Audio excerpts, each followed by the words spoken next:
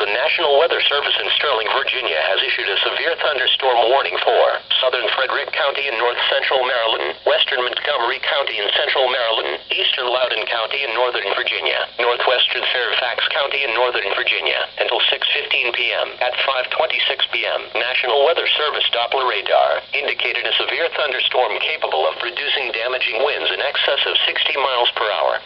This storm was located 7 miles north of Leesburg and moving southeast at 25 miles per hour.